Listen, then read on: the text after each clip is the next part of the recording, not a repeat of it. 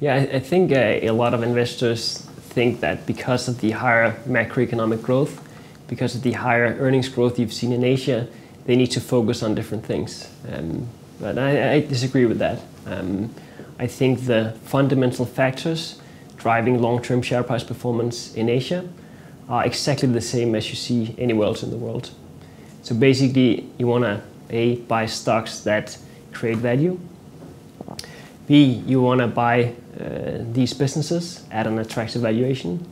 Now that means, of course, not buying what is very popular today because that tend to be extremely expensive. You want to buy good, sound businesses that are currently unpopular in the market, that are currently facing cyclical headwinds that you're seeing reversing down the line.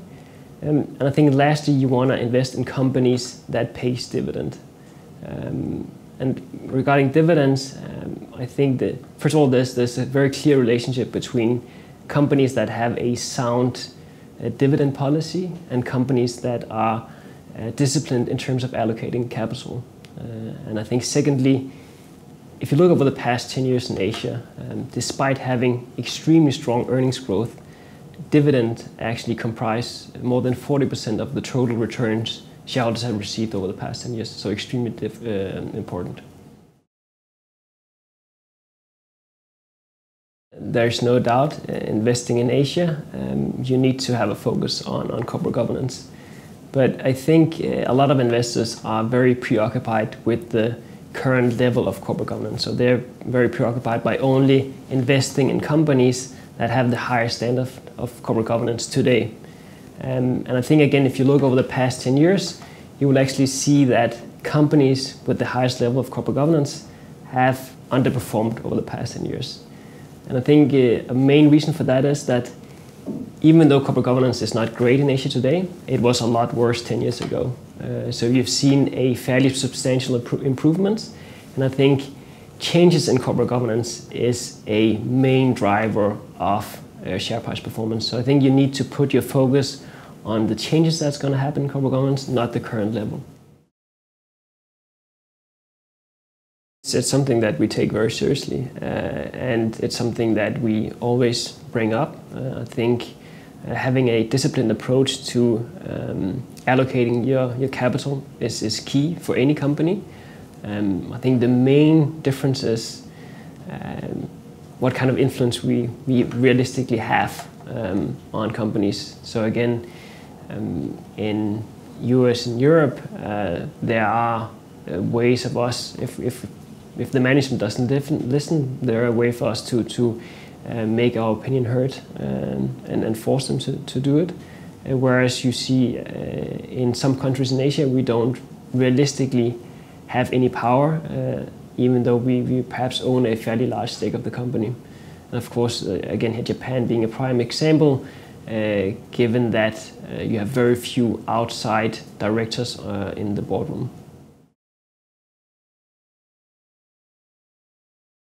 Of course, we all know about the numerous scandals of Chinese companies listed in New York, but actually there's an equal amount of scandals with Chinese companies listed in Singapore. And I think lately what we've seen is a rapid rise of problems with Chinese companies listed in Hong Kong. And what I think is that the nature of the bad corporate governance is very different in China than what we see elsewhere in Asia. So I think typically if you have invested elsewhere in Asia in a company with a bad corporate governance history, you would find that there's a fair chance that the company would continue to do the same thing, and then you would run the risk of owning a share that continued to trade at a depressed earnings multiple. But I think what you've seen in China is that investing in companies with a bad corporate governance history has very often resulted in investing in a company that turned out to be fraud, that turned out to be a simple Ponzi scheme, and that basically cost investors all of their money. So I think one should be extremely hesitant in buying companies with a bad corporate governance history in China.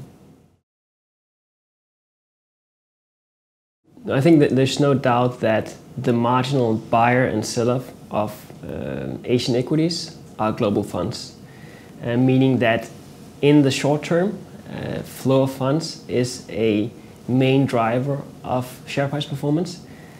Now that can of course be